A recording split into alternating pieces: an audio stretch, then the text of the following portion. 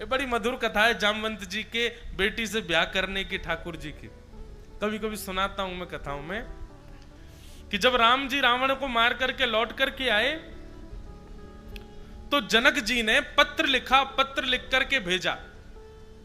राम जी अपनी सभा में बैठे थे, सारी वानर सेना बैठी थी। जामवंत जी बोले, भगवान आपकी ससुराल से पत्र आया है। राम जी बोले, पढ़ के सुनाओ, क्या भेजा है ससुर जी ने लिख के। तो उसमें जनक जी ने लिखा था, हमको बड़ी प्रसन्नता है कि आप सकुशल वापस आ गए हैं। 14 वर्ष बड़ा श्रम आपने सहा होगा, आपने लंका पर विजय प्राप्त की, उसकी भूरी भूरी आपको शुभकामनाएं आदि सब लिखी थी।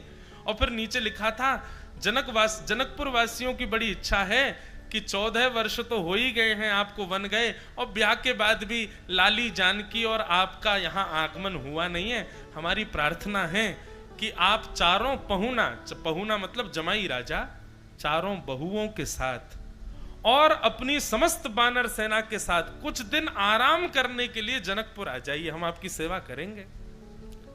महाराज जैसे ही ये बात सुनी, बंदर तो उछलने लगे, सारे बंदर नाचने लगे, बोले बढ़िया हुआ, लंका से थके आ रहे आए हैं भैया, बिल्कुल आराम नहीं मिला है, आराम करवे जनकपुर जाएंगे। और हमारे ठाकुर जी जमाई हैं तो हम ठाकुर जी के चेला, हम भी जमाई हुए जनकपुर के, हमारी भी खूब खातिरदारी होगी। जामवंत जी ने जब पत्र सुनाया तो राम जी बोले, देखो हम जनकपुर जाएंगे, चारों भाई जाएंगे, हमारी पत्नियां भी जाएंगी, और 2-4 लोग हनुमान जी, जामवंत जी आदि कुछ श्रेष्ठ बानर संग चल देंगे, बाकी पूरी बानर सेना को हम नहीं लेके जाएंगे। बानर सब रोने लगे, क्यों, हमको क्यों नहीं ले जाओगे? बोले भैया हमारी ससुराल है, ससुराल में नाक बचाने जाया जाता, कटवाने नहीं। तुम लोग तो किसी से भी छीन के खा जाते हो, किसी पे भी चढ़ जाते हो, किसी के भी घर में घुस जाते हो, कहीं भी कुछ भी कर देते हो, और वो हमारी ससुराल है, वहां कहीं अगर तुमने कुछ ऐसा अनुचित कृत्य किया, हमारी तो नाक ही कट जाएगी। बानर सब बोले, ठीक है राम जी, जब मरने थे, प्राण त्याग करना था तो हमको आगे खड़ो कर दिया, और जब मालपुआ मिलने वाले तो बानर यहीं रहो। ठीक है, कोई बात नहीं, देख लिया।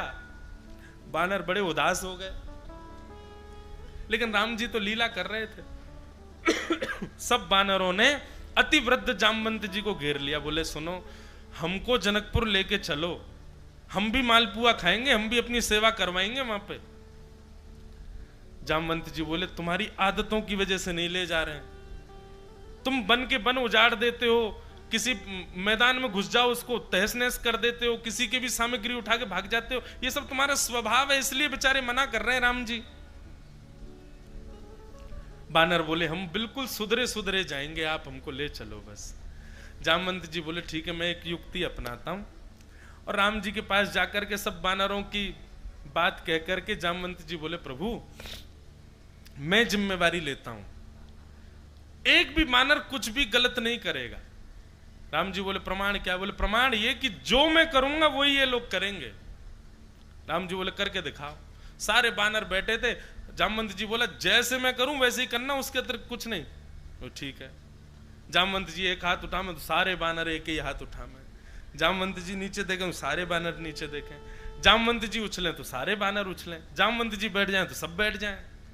राम जी बोले, देख लो, अगर ऐसे चलोगे तो हम ले चलेंगे, नहीं तो हम नहीं ले जाएंगे। बानर बोले, हम बिल्कुल ऐसे ही चलेंगे, हम तो महाराज सांस छोड़ेंगे लेंगे भी तभी जब जामवंत जी लेंगे, हम इतना वचन दे रहे हैं आपको। राम जी बोले, तो ठीक है, फिर चलो। अब महाराज रथ सजाए गए, और चारों बहुएं और चारों भैया विराजमान हुए, हनुमान जी, जामवंत जी, अंगद जी आदि आदि सब बानर, और पीछे बानर बिल्कुल ऐसे चल रहे हैं जैसे 26 जनवरी की परेड होती है, एक साथ पांव आगे चल रहे हैं, एक साथ हाथ आगे चल रहे हैं। जामवंत जी मूड खुजा रहे हैं तो सारे बानर मूड खुजा रहे हैं, जामवंत जी कमर खुजा में तो सारे बानर खुजा में, जामवंत जी को खांसी आ जाए तो जबरदस्ती खांसे सब। राम जी बड़े प्रसन्न हो रहे हैं देख करके, बोले, जय बढ़िया है। जनकपुर पहुंचे। जनकपुर में जैसे ही पहुंचे, अटारियों पर सखियां खड़ी थी, पुष्प वर्षा कर रही हैं, और महाराज मालाएं लेकर के खड़ी हैं, सुंदर आरती के थाल सजाए हैं, और पूरे जनकपुर में राम जी से ज्यादा प्रशंसा उनकी सेना की हो। बोले, भैया ऐसे बानर नहीं देखे। और राम जी जामवंत जी सब बानरों के कुर्ता और सिलवा के ले गए थे, ऊपर से कुर्ता वुर्ता पहन करके बिल्कुल सीधी छाती करके सब चल रहे थे। कहीं कोई सेब खाता दिख जाता तो बानर का स्वभाव है छीन लेता है, पर यहां सेब खा रहे हैं बानरों के सामने, लेकिन बानर नहीं उनको देख भी रहे, सीधे चल रहे हैं बिल्कुल, जामवंत जी जो कहेंगे वही करना है। जनक जी ने स्वागत किया, सारे बानर बिल्कुल सभा में बैठे, एक सुई गिर दो तो उसकी आवाज आ जाए, बिल्कुल हलचल नहीं हो रही है, सब बानर बिल्कुल एक टक बैठे हुए हैं। जनक जी कहने लगे, बोले निश्चित ही लग रहा है कि रावण को मारने वाली प्रजा आई है यहां पर, कितना शिष्टाचार। राम जी बोले जी बिल्कुल ऐसे ही है, हमारे भोले भाले बानर हैं सारे। महाराज अब वार्ता बाद में होगी, पहले प्रसादी पाली जाए। बोले जी।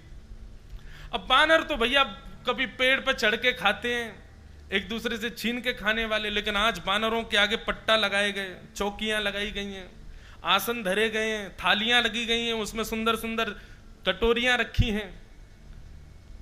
अब एक एक सामग्री आ रही है, कढ़ी आवे, दाल आवे, सब्जी आवे, पूड़ी आवे, गुलाब जामुन आवे, रसगुल्ला आवे, लेकिन बानर थाली की ओर नहीं देख रहे, सब जामवंत जी की ओर देख रहे हैं।